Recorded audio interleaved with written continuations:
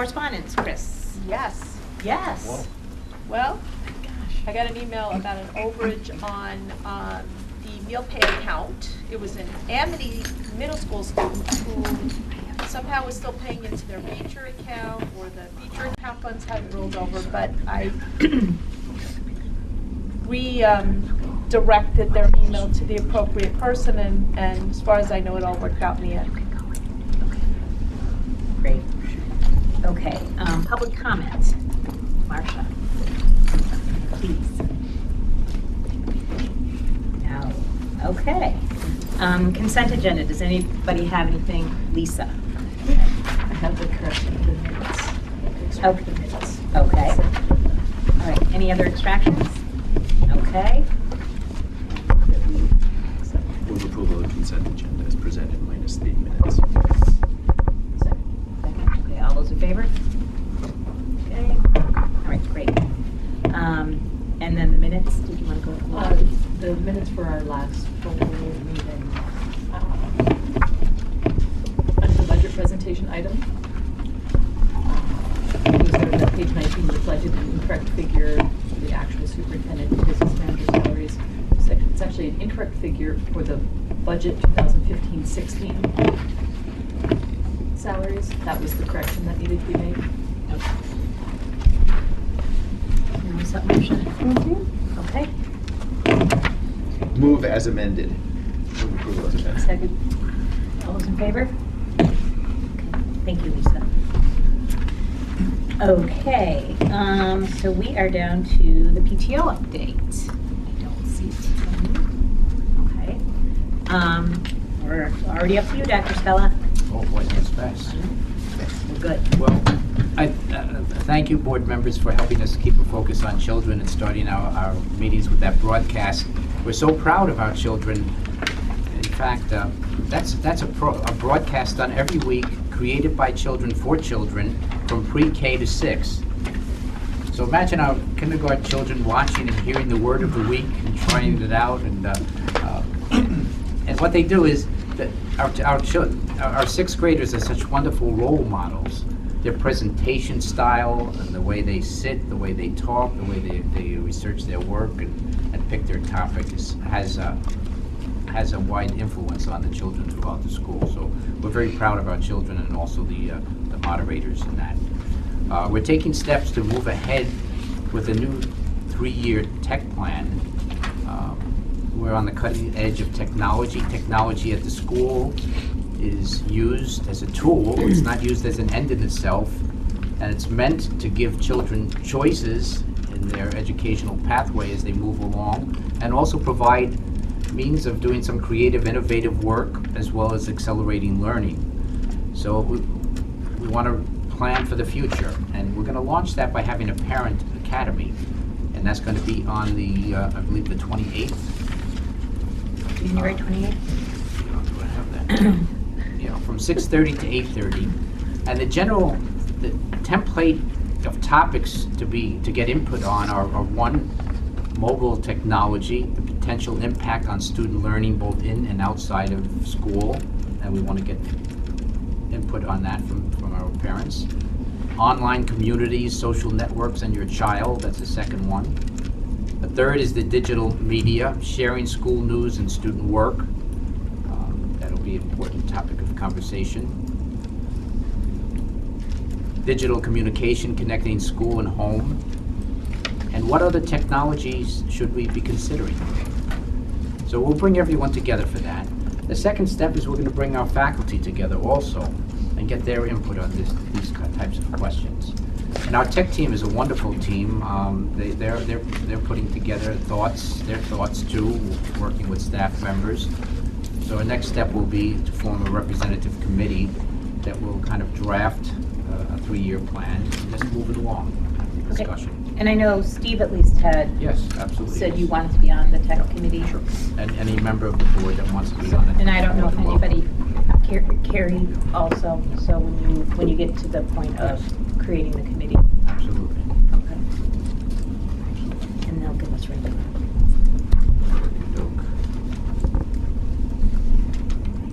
Also, we're looking at a Parents Academy. I'll give you a heads up on this here in February. We anticipate, weather permitting, to have an academy that focuses on social emotional development of children, and there'll be a focus on issues connected with bullying and the kind of social interactions that children have related to that subject, or will have as they go on to the upper grades and to middle school. We have a group from the Anti-Defamation League that will be coming in to work with us. It'll be exciting because there'll be a lot of dialogue, but also it'll be interactive too.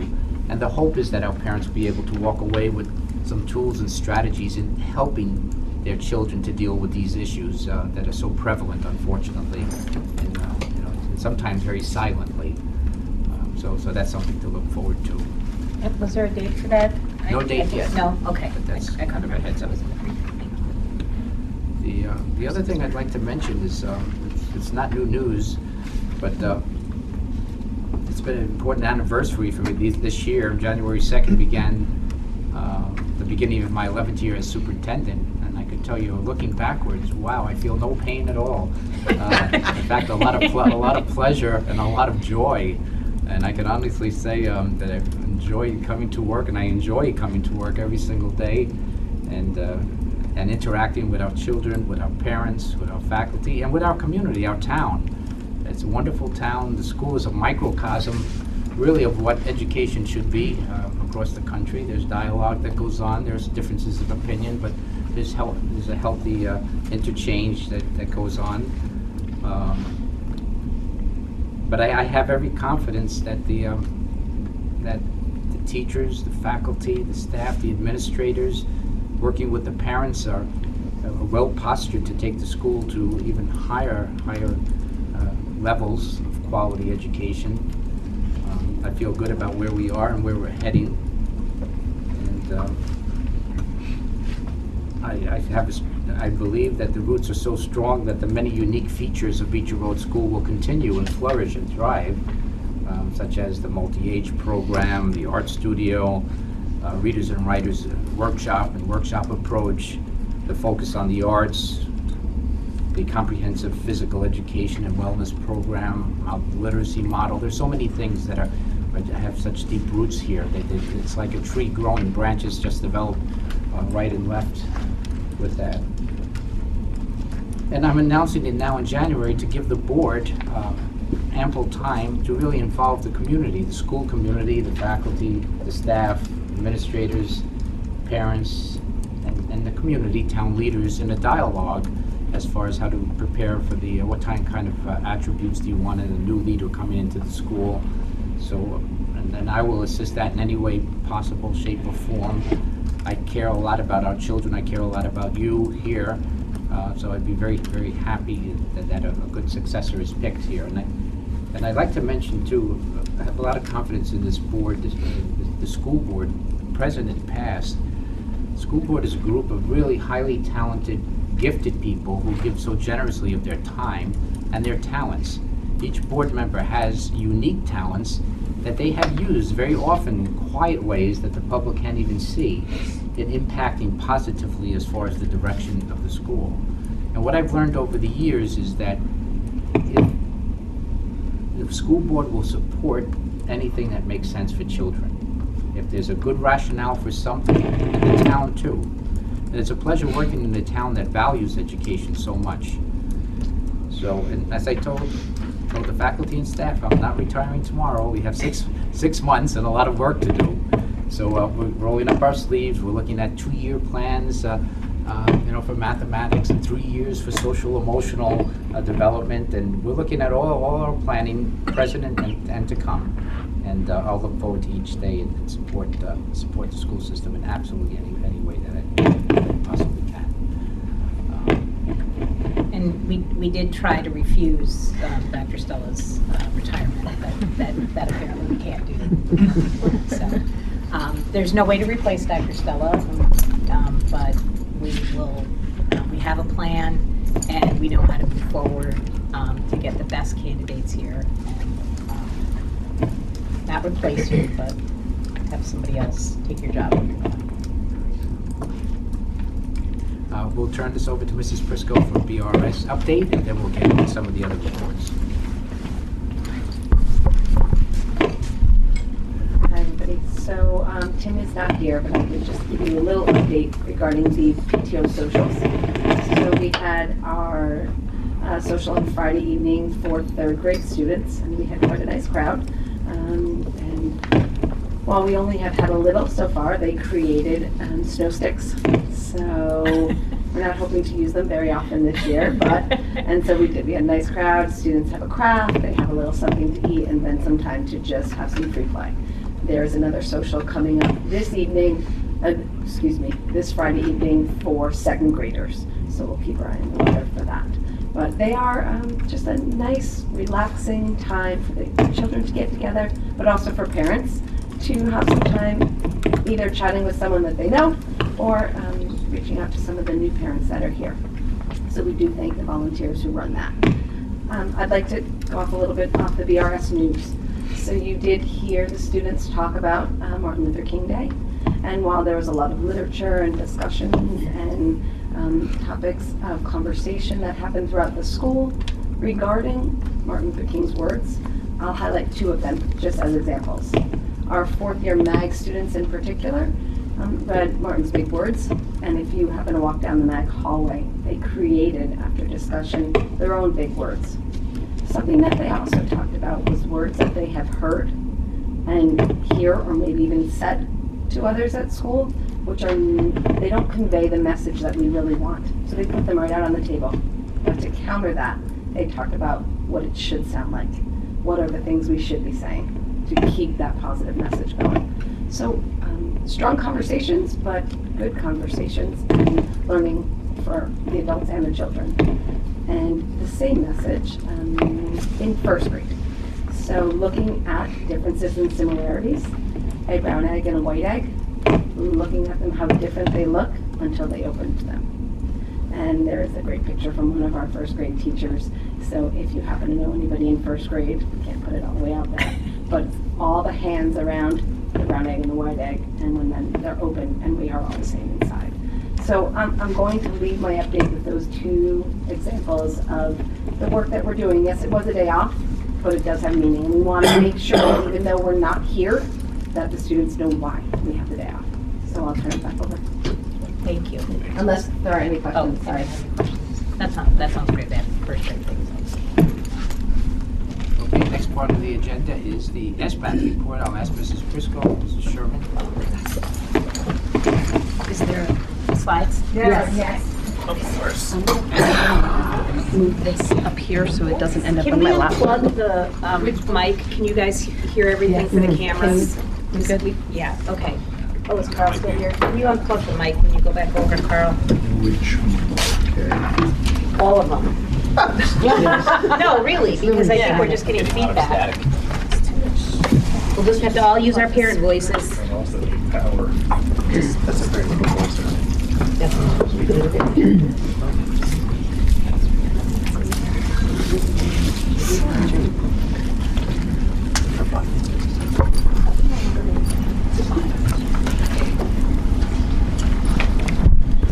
Hey, how are you? How you doing? Good to see you.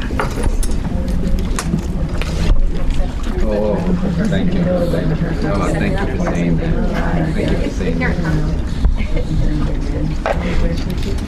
I have one. I can see you. That's one thing. You're absolutely right. Spend time with friends. So we've come back. We've been asked to do a little bit of an update as to where we are and what we are doing with the Smarter Balanced Assessment.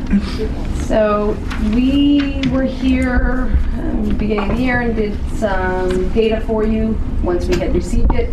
But before we kind of get into our update, we want to give a little background. So for those of you who've been here, there was a field test. The field test was in 2013-14. We did participate. There were no scores reported for that field test. It was just to assist the state in looking at questions, reviewing questions, and then to give us an experience without any scoring involved. And then last year, spring of 2015, we gave our first administration. Still a learning curve for us and for the students.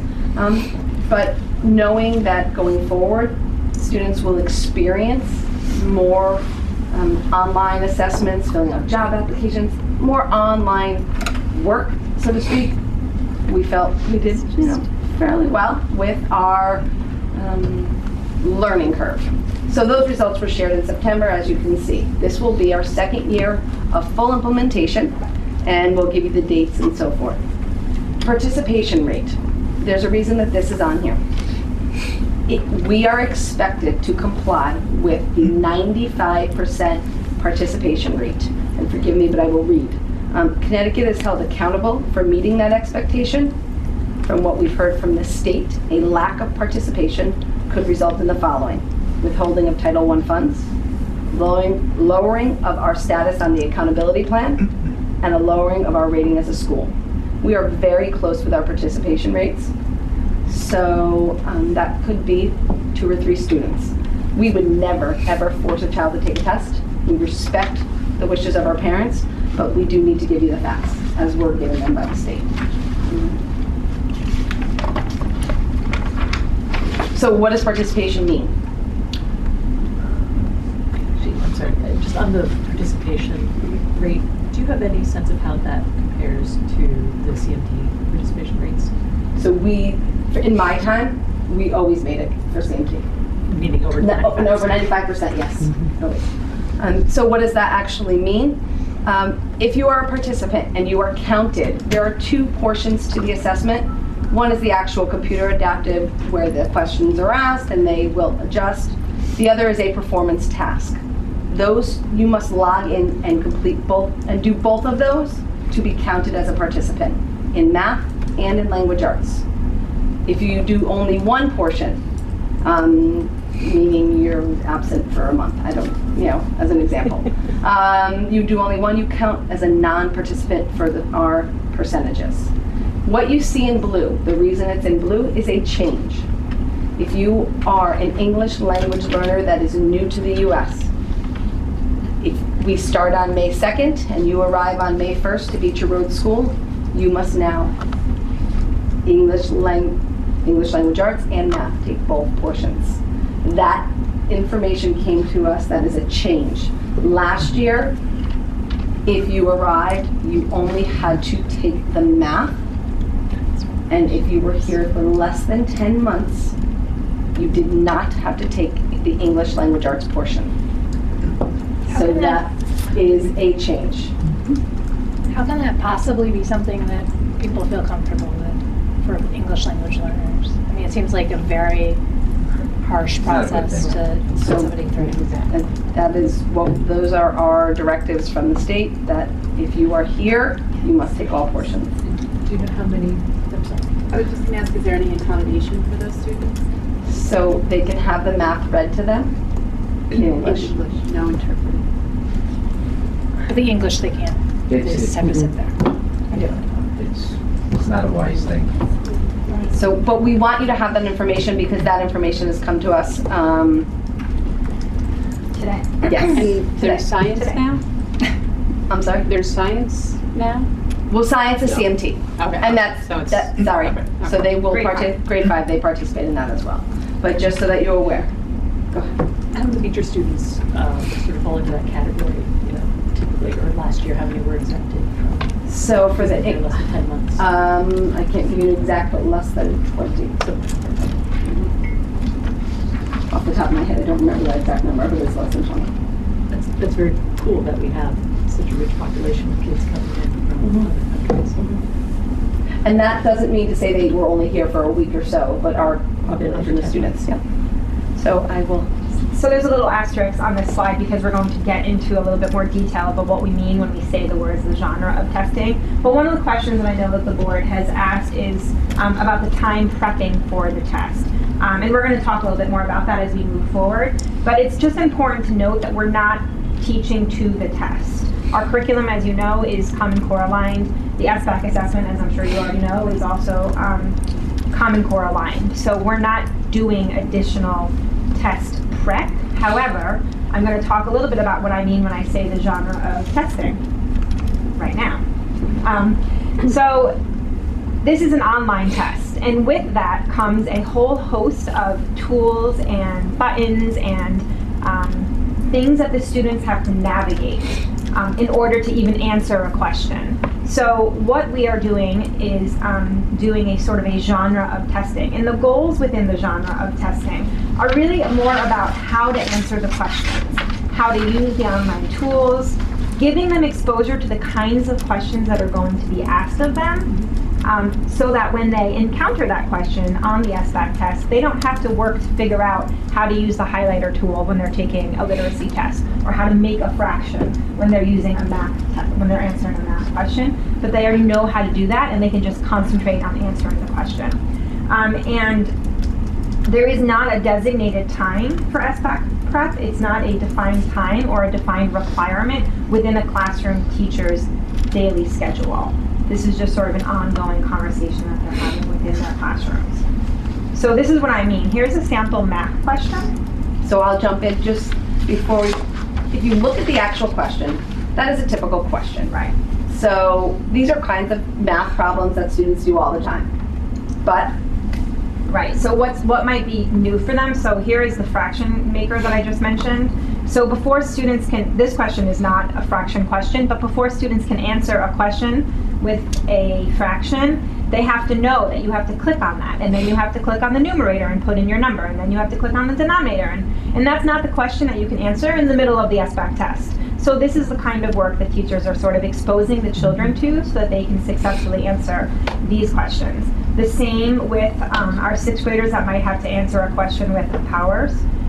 Same with even adding in a decimal point.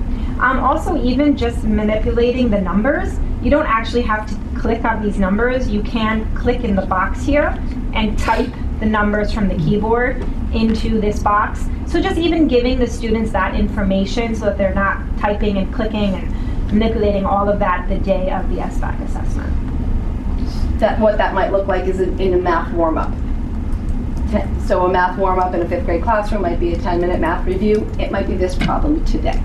And varied and spread out, but we don't have, today we're going to have SBAC prep, or this week is SBAC prep, just so that you have an idea. And the next slide is a sample ELA question. So same thing, like on the left-hand side you'll see, this is a grade 5 question. So this whole section scrolls down. So the students need to know that. And I know that in my old district I encountered that, where a kid only read part of the passage and they were like, I don't get it, like where's the rest? And we had to say, you have to scroll, like, you know, they didn't know that, right? So, and then this tool right here, it expands the selection, but if you click it, then you have to click out of it so you can get to the question. It's just things like that that we're exposing our students to give them the success that they need.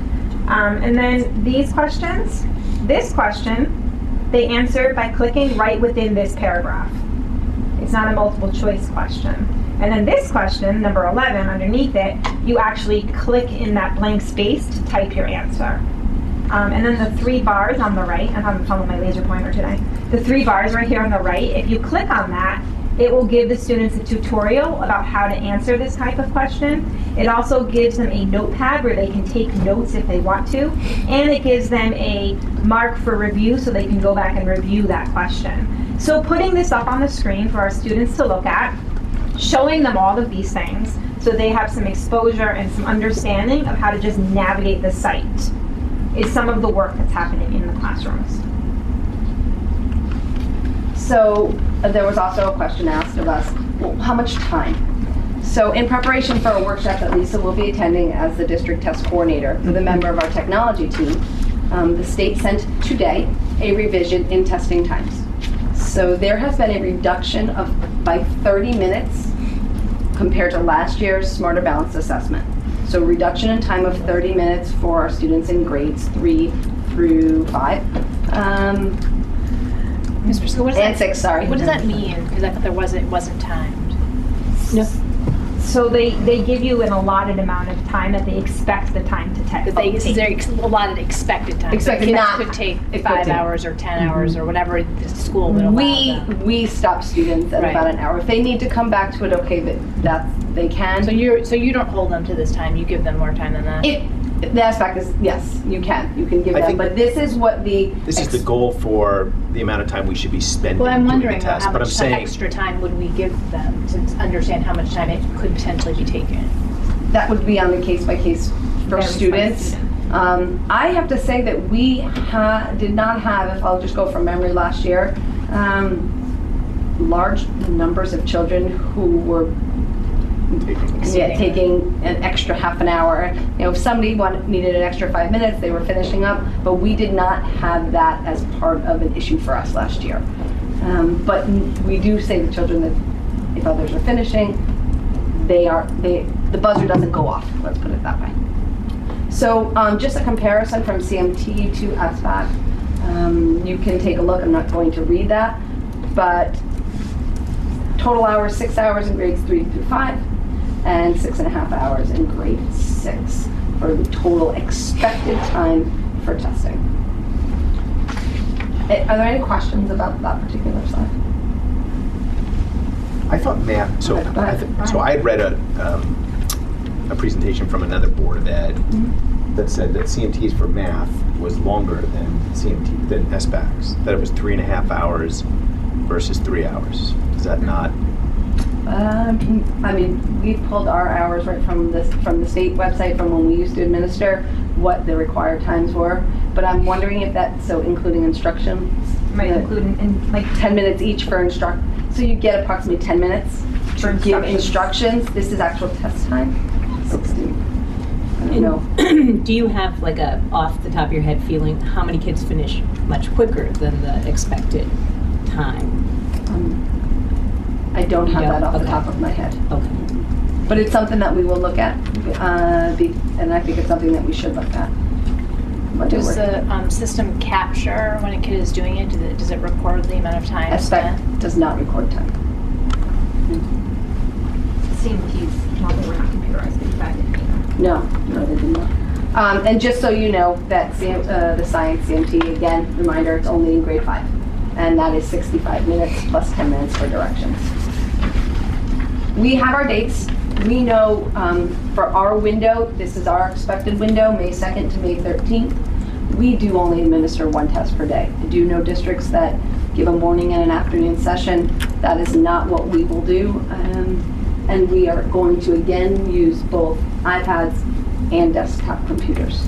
We will work around our schedule to be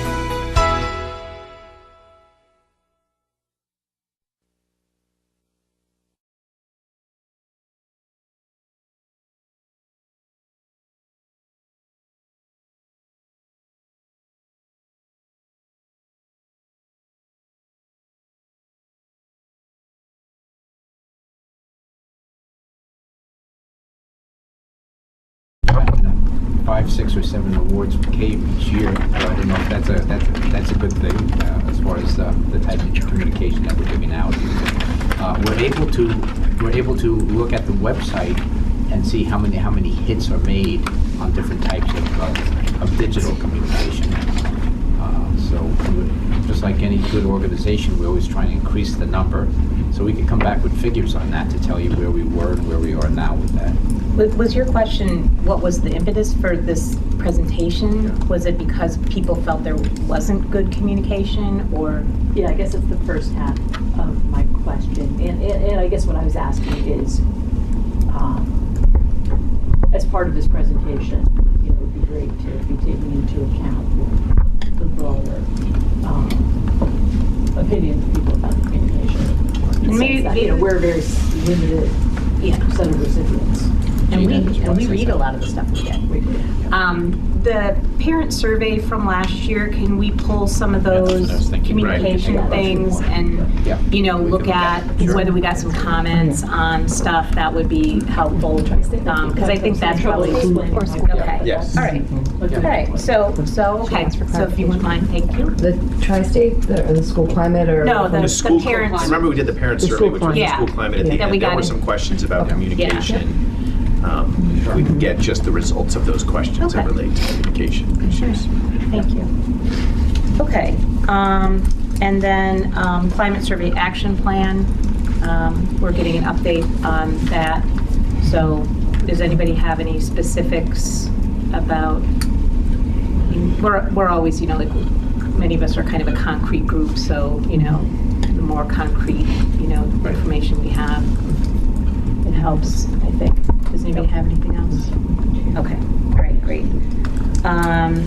So new business, we have a motion to establish a Board of Ed search committee. We need somebody to make that. Move that the board appoint itself as a search committee to conduct a search for a new superintendent. Second. Okay, any discussion? Second. Second again? Second? You want to second it a lot? I'm seconding it again. All right. I don't know if you heard me. Louder. All those in favor? Okay, thank you. All righty, and then action on the additional slot for open choice. Did you want to tell us? Yeah, we have about that? 12 slots for open choice. We have 12 children. There is a request from ACES. We work closely with ACES. And there's an extenuating circumstance, and they asked if we would take an additional kindergarten student now in January rather than in September of next year. So we would maintain, if the board agreed to it, the 12 for next year, but we'd take the child now. And I would recommend that. We work closely with ACES, and again, it's a So we're going to still take 12 next year, or we're using this as one of our 12? No, we're going to take this extra one this year and still have our regular So it'll be 13 as of now, and it'll be back to 12, but it'll be a child starting in kindergarten. And we like to start them in kindergarten, the Project Choice children, because then they become part of our school environment, and community. Have we typically taken, I've never heard of us taking someone in end of January. Not in January. There have been an occasional request for an extenuating circumstance of one or another to alter the. I mean, this is my 6th year, and I don't think we've ever taken one. No, we haven't. I'm just curious, in terms of the classroom dynamics in late January, is that really in the best interest of the student to bring a new student in? I mean, well, I would say, without making any judgments about anything else, coming to Beecher Road School, we have 10 children coming in January right now from other schools. And they'll adjust very quickly. Our teachers are very good. And there was some kind of lottery question that we're helping them out with. So that's it shows goodwill from that point of view. I don't think there'll be any downside to the child at all. Okay, so we need a motion. Move that we authorize one additional kindergarten slot in the open choice program for the remainder of the 2015-16 school year. Second. Okay, any more questions? All those in favor? Okay, thank you. All right. Floyd might be up here. Do we have public comment?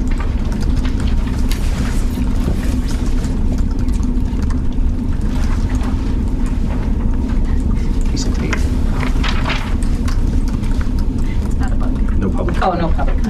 missed it. Okay, and we're going to go into executive session.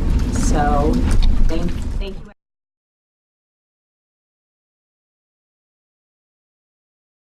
Are you all set? Yeah. Okay. All right, so we are back in public session, and we need a motion. Move that we ratify the contract with the UE Local 222, CILU number 80, as presented effective July 1st, 2015 through June 30th, 2018, except with the amendment that, with the understanding that we will be adding a provision providing for employees to opt into coverage for their spouse and dependent children under the high deductible health plan HSA option. Okay, Lisa, again. Can you write it down? I think we can write it afterwards. I got it. Okay, second. Except that we, Okay, all those in favor? yes. Are you Okay. going to write that out for us? Yeah, she Thank will. you. Okay. Move All right. adjournment. Second. All those in favor? Okay, thank you. Thank you. Thank you.